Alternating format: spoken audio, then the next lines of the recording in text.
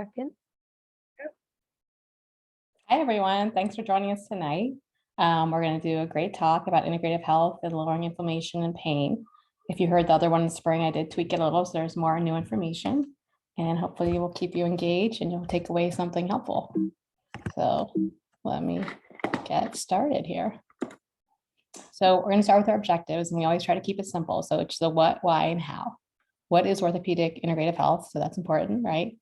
Why does it matter? And most importantly, how can it help you and your family? So this is our little logo here, and it sort of talks about and encompasses what orthopedic integrative health is at Rothman. It starts with your orthopedic diagnosis.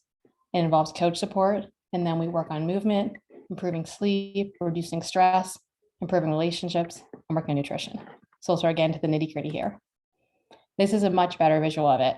So I want you to think of it sort of as conventional medicine, which is the typical treatment you would get in the healthcare system, plus complementary and alternative. So we take the evidence-based from those types of treatments like acupuncture and massage and things like that. And then lifestyle medicine, self-care, which is really working on your nutrition and your daily habits, including sleep and stress. And together those things form orthopedic integrative health. And these things are really the main driving factors of inflammation and pain, as we'll see. So why does it matter, right? So already on to our second objective. This is because these are the top 4 causes of disability in North America. And you can see the top 3 are orthopedic related: low back pain, musculoskeletal pain, and neck pain. And the second one, depression, is often related to ongoing pain.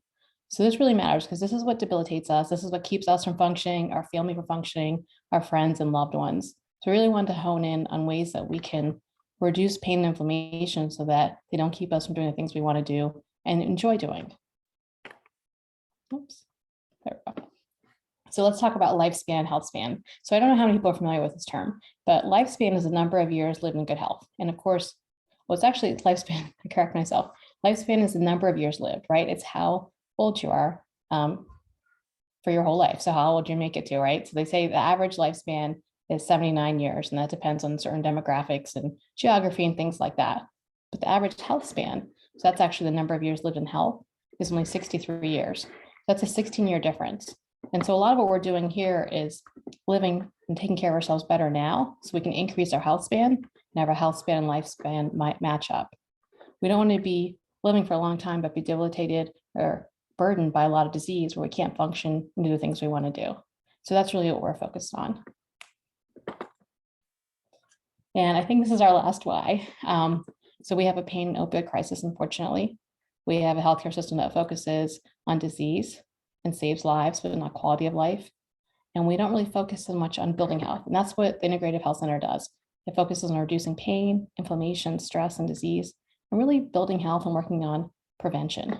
It addresses some of the things that people are typically frustrated with in healthcare, not working on prevention, not personalized care, not enough time with a physician, too much time wasted just waiting, and really not thinking about the daily habits that add up to your pain and recovery.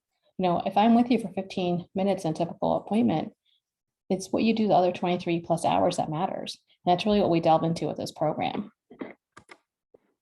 So here's only the what can we do about it? So phenotype is the expression of your DNA. It's your DNA plus your fuel, and that makes you. So your fuel means your environment, means your food, your sleep, your stressors, all of that. So those are things we're really going to hone in on to help reduce pain and inflammation. Here are some of the main factors, right? So fuel includes your food, your movement, your sleep, your stress levels, and relationships. So this is actually a diagram I go through with patients in the Integrative Health Center. And that is focusing on how all these lifestyle factors here affect your microbiome, so actually your gut health, your gene and your genetic expression, as well as your cellular stress and your injury recovery. And these factors can either cause more or less inflammation, which leads to more or less pain and dysfunction. But it's really this end. We really want to start upstream and work on these factors before we get stuck in a cycle of pain, dysfunction, and inflammation. So I like to use this term microboost that I coined, and it's in the book that Casey mentioned too. So the little steps add up to big pain relief. So we don't want anything to be overwhelming. We just want to do little small tweaks in areas we're talking about to help reduce pain, reduce inflammation, and sort of add up synergistically to give you more relief and more function. Let's talk about prehab. So a lot of us have heard of rehab, right? So rehab is help recovering from an injury or a health issue. And so prehab is actually preparing for that. And so if you have a surgery coming up, this is something that could help you. But even if you don't, you can really just prehab for a healthier life. So it's a process of improving functional capacity to withstand a forthcoming stressor. So as we all know, unfortunately, life is full of stressors. So it's probably wise to focus on prehab all the time. It encompasses a multimodal approach. So it optimizes things medically, focus on exercise, nutritional support, stress and anxiety reduction, have a good support system, and have big goals you're pursuing. So these are sort of a visual of that. Those are the things we want to focus on in a prehab program. And it's important to prehab because, as the data shows, when you have a stressor, so they're calling this the first insult here. So that could be surgery, that could be an injury, that could be lots of things, something that sort of stresses your body physically. If you're person A here, which is ideal, you're at a great healthy level, you're totally independent, you can do everything you want to do, you have an injury, you'll probably recover okay. If you're person C and you're not functioning the best, but you've optimized the inflammation and pain levels in your body, you have a healthy lifestyle, then when you have that first insult or that first injury or stressor or surgery, you'll probably do okay. And even if you have a second one, you'll probably do okay too. If you're person B who kind of looks like they got it all together, but really you're eating poor foods, not exercising, not sleeping well, and always stressed, you might make it back from that first one, but that second stressor, that second insult, that second injury, that second surgery, sometimes you don't do so well. You don't get back to that baseline of being independent and doing the things you want to do. So prehab is really important. And again, it's focusing upstream on lifestyle factors to reduce pain and reduce inflammation.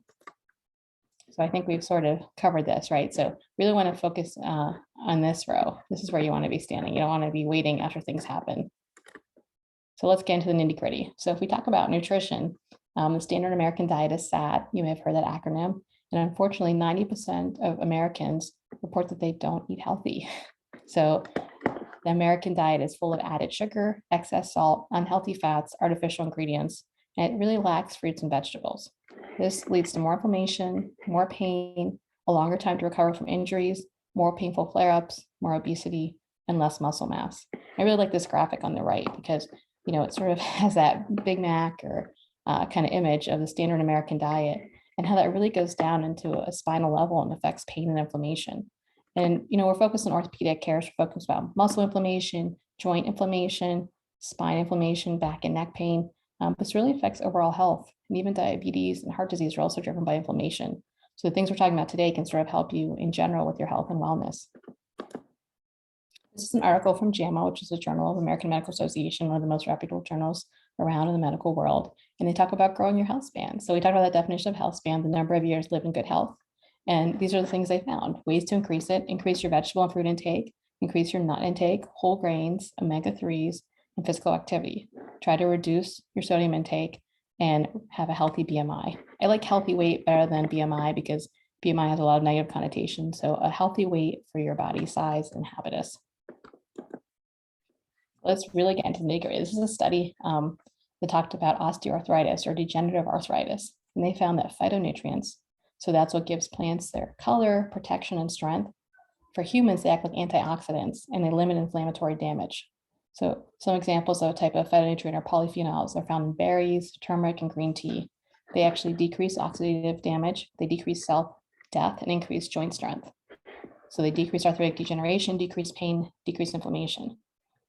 This is something better than anything else you can get in a pill or bottle form. This is a natural way to approach inflammation and pain. It can make a big difference, but it's something that's going to be additive and be slow. So it's not going to be a quick fix, but it's going to be a long-term solution, hopefully. So that's the first part. So you may have heard people say, eat the rainbow, and that's sort of where this comes from because different plant colors have different phytonutrients in them. This is a really nice pyramid. This is actually Dr. Andrew Weil's Anti-Inflammatory Diet. It's similar to the Mediterranean diet. So if that's something you're following or more familiar with, it's a similar concept. But the idea is that the base has a lot of vegetables and fruits, then whole grains, legumes and beans, healthy fats like the nuts and olive oil, fish, soy foods, mushrooms. Then we get into some proteins that are not as much vegetarian or plant-based. Okay, so lean meats, eggs, yogurt, cheese, spices make a big difference, tea, supplements, red wine. At the very top is that little bit of dark chocolate, which is lovely, but again, it's supposed to be sparingly used. And these all have anti-inflammatory effects. They help with oxidation.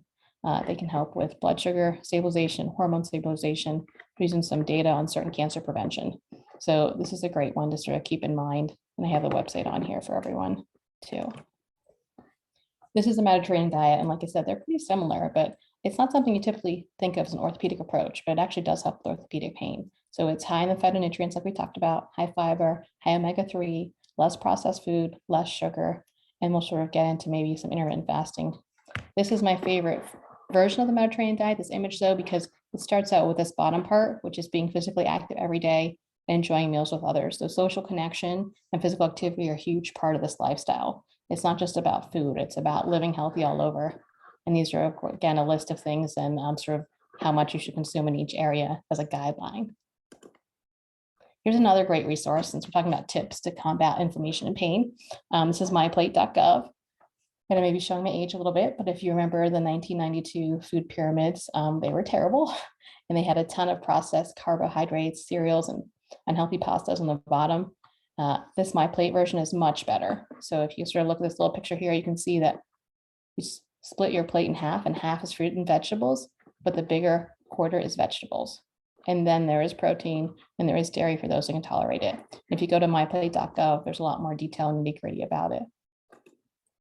So we talk about this a little bit, which is intermittent fasting. I like to call it circadian eating. It's not so much limiting yourself, but it's what you can eat. There's a lot of good data that early time restricted feeding or circadian eating, meaning eating more in the daylight hours and less in the dark nighttime hours, is healthier for you. It matches up with your body's natural circadian rhythm. It helps with blood sugar control, helps with inflammation, and helps with pain. It actually helps with gut metabolism and can promote sleep as well. So it's not a great idea to eat within the last 2 to 3 hours before you go to bed, because your body can't process your food as well. And it can lead to more sugar spikes, more inflammation, and more pain. This is something to think about. And it's something that we would delve into a lot more if we were meeting together in an appointment for the Integrative Center, but just something I want you to be aware of. Let's move on to movement, right? So we talked about nutrition, movement. So there's no age limit, right? It doesn't matter how old you are. It actually correlates to longer telomeres. Telomeres are the end of the DNA. They're like little shoelace caps, and their length correlates to aging. So we want longer telomeres. It helps with muscle mass. It delays becoming frail or dependent. It helps with dementia and fractures, and it helps with some of the inflammatory diseases we talked about, like heart disease, hypertension, diabetes. It can also help with mood disorders, insomnia, help prevent osteoporosis. So there's lots of benefits to movement. And I really want to key in on the fact that movement doesn't mean, going to the gym for hours and hours. That's not what we're talking about. There's everyday activities you can do. They're considered moderate intensity or vigorous intensity that can be helpful. So brisk walking, bicycling. So that could be a stationary bike or an outdoor bike, even dancing, vacuuming, mopping, playing tennis, or maybe pickleball or badminton can be helpful. And the beauty of exercise is it actually releases what I like to call exercise secret sauce. So it releases natural endorphins, which are like natural pain pills. It activates endocannabinoids, which is your natural marijuana system. It improves mood through serotonin release, and it decreases inflammatory molecules through myokines. When your muscles contract, they release cytokines, and that actually helps with inflammation and pain. So I call this a secret sauce of exercise and how it's so great. And again, exercise doesn't mean going to the gym. It means doing these kinds of activities around your home or your house. People who have studied blue zones know that these people just do these activities day to day in their daily life. It's part of their life. They don't go drive somewhere and go to the gym for it. They walk outside. They do their own laundry. They go dancing. They play sports. So these are things you kind of want to incorporate into your life. So this is another study from, the favorite journal, JAMA, and it's about that myth, that 10,000 steps myth.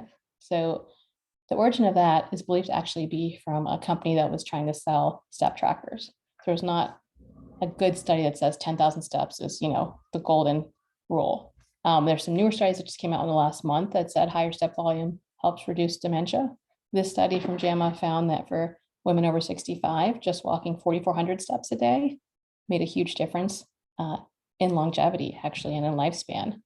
So it doesn't have to be 4,400 steps at one time. A lot of times tough patients take 3 10-minute walks, whatever you can do, just break it up. But if you can get that much in a day, that can actually pack a big punch and really help with your inflammation and pain. And sometimes we have to tweak it depending on what your orthopedic condition is. It could be something that's seated, it could be bicycling, it could be arm cycling, just depending on where you are. And it's more than steps. So, right, some of these activities we talked about. So it's all the sports type stuff, trying to use the stairs if you can, do the sit to stand desk, go for a daily walk. I can't overemphasize the importance of a daily walk outside. I mean, short of, a hurricane or a blizzard, safety is important, but short of that, it's really important to try to go for a daily walk, especially if you go for a walk after a large meal, especially dinner. That can be helpful to reduce inflammation and help with your blood sugar metabolism. If you really can't go outside, if you can even do squats or do an exercise video and just use your large muscle groups, that can really help fight that inflammation spike that happens after a big sugar consumption. Some people use a movement alarm. So my brother works at Google and he used to have a timer on his phone every hour, just do some shoulder shrugs, neck rolls, a couple back stretches. And there's some examples in the book as well, just to sort of keep moving when you're at a desk too. Even if you're doing a sit to stand, if you're staying in one position, it may not be as effective as if you actually get up and move and change positions. You guys like to emphasize parking further away than you need. And really thinking that, wellness matters, right? If you invest in your health, then you help your family, you help your friends, you help your community, you help your workplace, you help everyone by being more present, more healthy, and having more longevity. So we talked about circadian eating. There's also some theories about circadian movement. So some studies support that there's better times to exercise if you're going to do it in a very formalized way, either early in the morning or in the afternoon. It helps with our natural cortisol peak and fall. So the cortisol peak here is the black. And so in the morning it keeps rising, and that's sort of our stress hormone, but that's also our keep us awake hormone. And then the red here is the melatonin, and it's sort of low during the day, hopefully, and then peaks at night. And so we don't want to exercise or do something stressful very late at night and then have a cortisol peak at bedtime, because that'll throw off our melatonin rise and we won't be able to sleep as well. So that's a concept behind that, is sort of considering when you exercise too, not just what you do, and trying to keep everything in sync with your natural rhythm. So these are some of the things we talked about, right? These are the inflammation and pain factors: food, movement, sleep, stress, relationships. And these are similar to the things we cover at the Orthopedic Integrative Center. So talking more about stress and resiliency, I'm sure by now everyone's heard about mindfulness, meditation. There's a lot of good data. It's really indisputable now that this helps with pain, inflammation, and quality of life, as well as mood. This was a study that actually reviewed 30 randomized controlled trials, which is sort of the gold standard, and they found decreased pain, less depression, and better quality of life. This is the CDC's definition of well-being. And so they talk about positive emotions and moods. And positive and negative isn't the best way, but no one can always be happy, or hopefully no one's always sad. There's fluctuations, but it's having more positive emotions, less negative emotions, feeling satisfied with life, feeling fulfilled, and in general, feeling like your life is going in a good direction, feeling connected to other people and engaged. This is all part of stress reduction and resiliency, is to sort of have a general sense that things are going well. And that's something that is a really important piece of health that often gets overlooked. So if we were in a different format, if we were live, I would actually, in person live, I should say, because we are live. If we were in person, I'd have you go through and list some things that you think would make you happy. If anyone wants to, they can put them in the chat box. We definitely have enough time. What are some things people think will make them happy?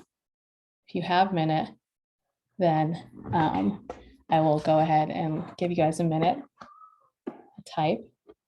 And if that's hard for people, which it could be, then we'll go ahead and do some of the general things. So these are some of the common ones. These are what the research studies show.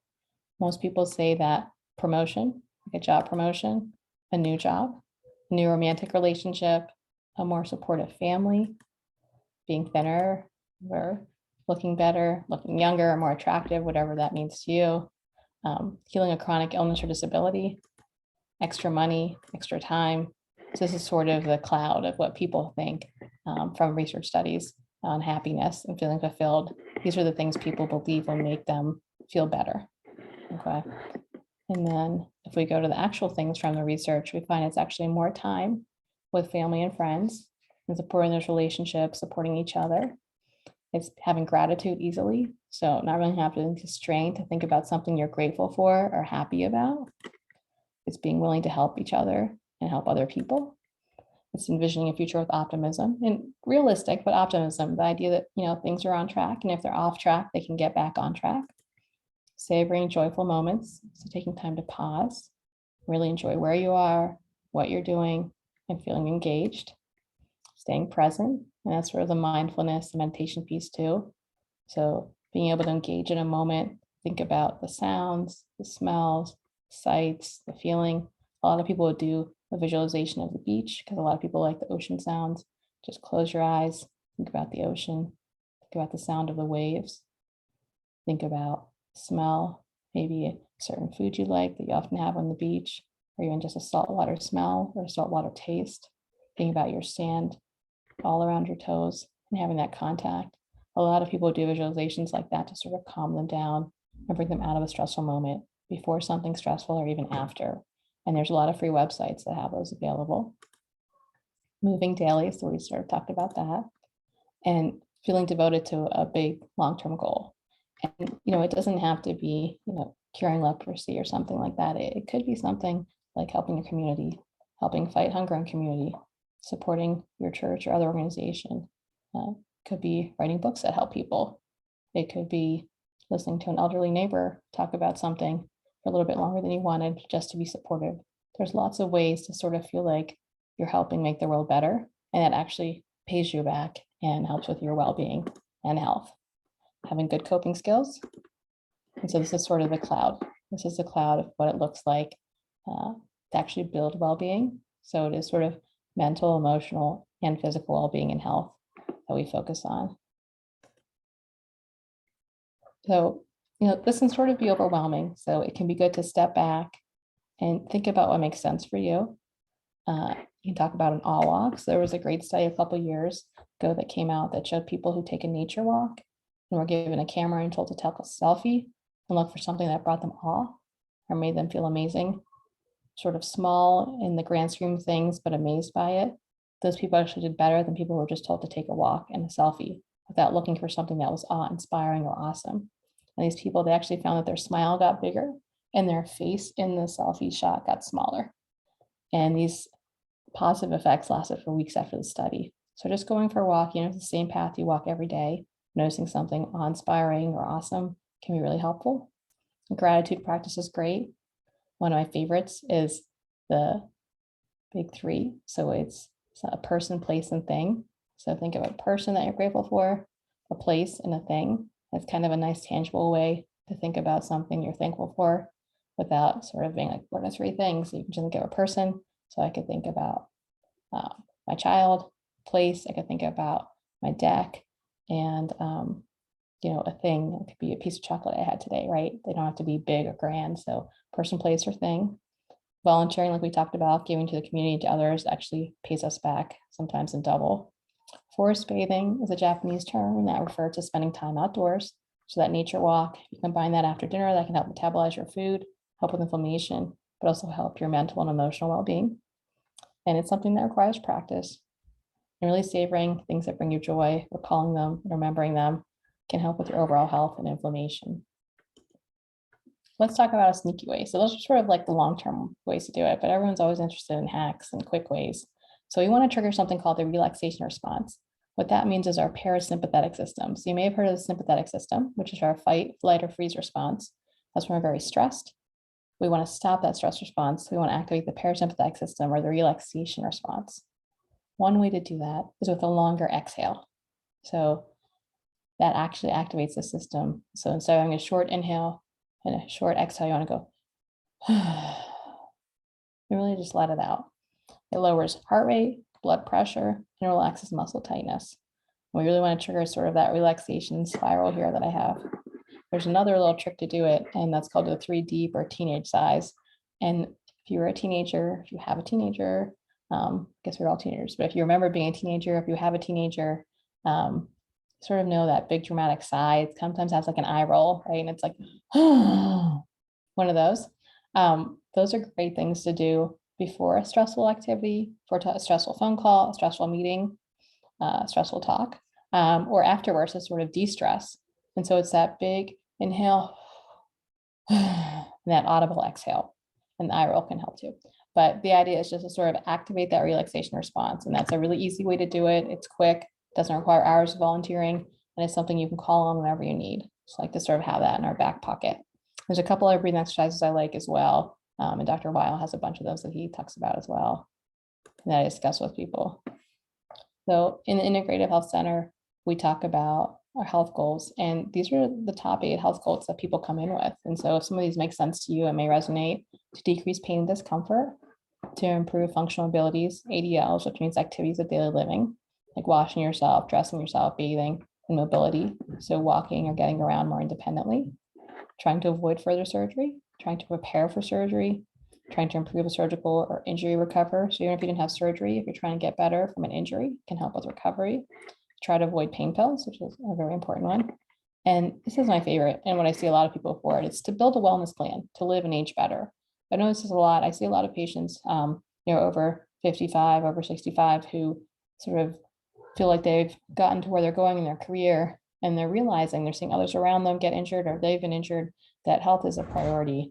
And we really go through and develop a plan for them to live and age better by going through all the components that we've talked about today in a lot more detail, in a customized way. We develop a personalized plan. We literally go through their whole day and try to carve out little pieces of time where we can add little micro boosts so they can feel better and help reduce their inflammation and pain. These are quotes from some of the patients. They're kind of detailed, so I don't want to drone on about them, but I will read the one. Even after our first appointment together, I began to feel more positive that things could indeed be better for me. In other words, I had hope for what my future could look like. And, there's things we start with the very first visit. There's micro boosts we do, and it's something where you can just see us one time. We can give you a plan and you don't have to come back, or you could come back. It's totally flexible. But day one, you have a custom plan. You're ready to go. You know what to do to feel better and live better.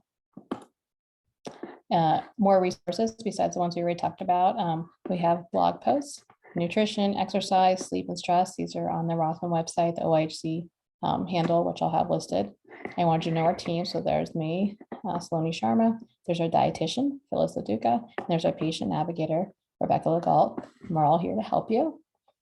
We'd like to do an appointment where you spend 45 minutes, sometimes longer, with me to develop a plan that I work on before I even see you. So I have a customized plan ready based on your intake form, and then we tweak it together. And then you meet with Phyllis, the dietitian. And that way we really work hand in hand to take that whole body perspective and that whole person perspective to get better and feel better. And Rebecca's fantastic. She helps coordinate everything for us. So here are some of the resources we talked about. So this is the Andrew Weil anti-inflammatory plan. This is the inflammation and pain factors. This is the more than steps image, the relaxation response we talked about, as well as the teenage size. This is the cloud we talked about. So we want to talk about high phytonutrient foods, high fiber, high omega-3. Want to focus on less processed food, less sugar. Think about circadian eating. Everyone has other medical conditions, things to consider, but it's something we can delve into, or you can discuss with your own family doctor as well. Movement, so it's more daily movement, considering the timing of movement. I talked about the circadian movement as well. Stress reduction, and the mindfulness doesn't have to be something formal. It can be that beach imagination or visualization we talked about. It can be using apps. There's lots of good apps like Headspace, Insight Timer, 10% Happiness. Most of them have free versions, so you can just try them out. Trying to do things that add more joy to your day, and trying to trigger a relaxation response, even if it's with the 3 deep teenage size. That's wonderful. We're going on a nature walk. So to pull it all together, Orthopedic Integrative Health Centers here, we have appointments, we have blog articles, we have newsletters. This is a picture. I don't want to talk about this as much, but this is my book, The Pain Solution. And I sort of go through a 5-step program called the Relief 5-Hour Program. We go through detailed micro boosts, the science behind it, and how to actually implement them into your life and make it work for you. So that's sort of a nice introduction. The foreword's by international integrative expert Andrew Weil as well. So these are objectives, going over what is orthopedic integrative health, why does it matter, how can it help you, and we want to empower you to take care of your own orthopedic health, build custom plans for you, develop rehab programs, reduce or not use opioids, and really spend time one-on-one with a physician in a way that unfortunately usually I don't have access to anymore, and then see a dietitian afterwards. So these are the resources, like I told you. The other websites for Dr. Weil and myplate.gov are in the presentation. This is our integrative website. Connect to some of our blog spots. I have tips on Instagram. I have my own website with more blogs and articles you can use. And this is the book as well. And I think with that, very good. Great. So I'm going to let Casey jump in now. Thank you, Dr. Sharma. That was fantastic. A lot of great tips in there that I am going to go talk to my husband about. And I also wanted to add to schedule an appointment with Dr. Sharma at the Orthopedic Integrative Health Center. That number is 484-381-4305. I also put that in the little chat box. So, but I will repeat it for anyone if you have a pen and paper. Again, that's 484-381-4305. If anyone has any questions, you can type them up in the Q&A dialog box, and I will go through those with Dr. Sharma now. The first question is a great question. Do you have to be a Rothman patient to access this treatment plan? So no, you don't. I do like if you're having some orthopedic pain, then it's evaluated first, but it's okay if you haven't seen a Rothman doctor. It's not something where we'll be doing x-rays or assessing a new injury.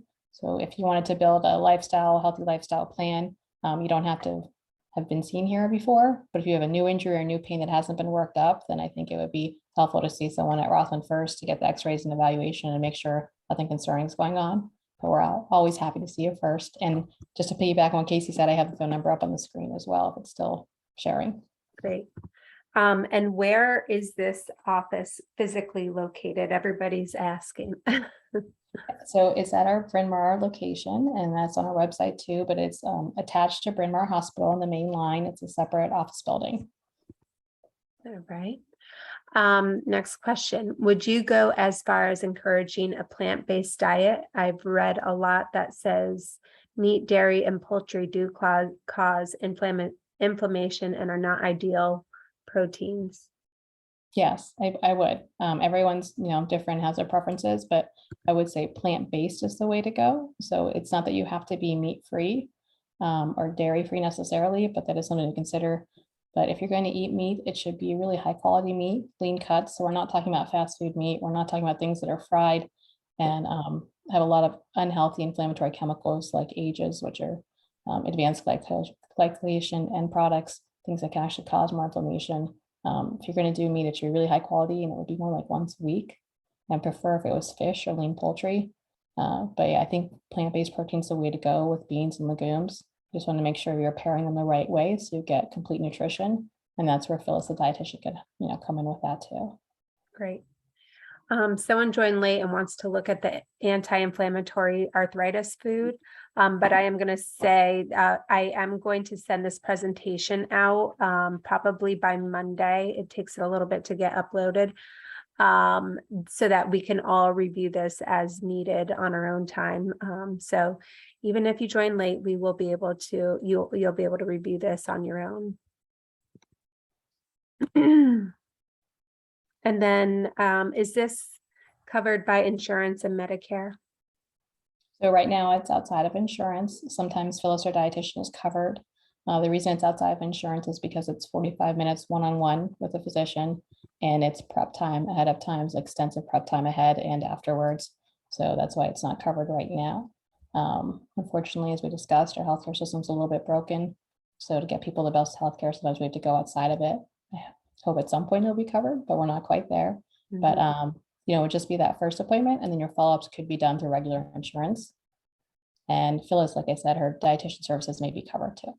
Yeah, most insurances do cover the nutrition part. I think 6 or 7 times appointments a year, something like that. So yeah, I think it's, and I do want to mention that our price is a lot lower than other people in the area, because we really want to make this more accessible. It is out of pocket. That's definite right now, unfortunately. But other people in the area are charging $600 to $900 for this kind of service, and that's really not something that we want to do. We want to make it something a little more accessible, not completely, but a little more accessible to really help our patients get better. Okay. And what is, everyone's asking now, what is the cost? Sure. So that's something Navigator can go into detail with, but it's $350, I believe, for the visit. And then after that, the follow-ups can be through insurance. So it's really a one-time cost.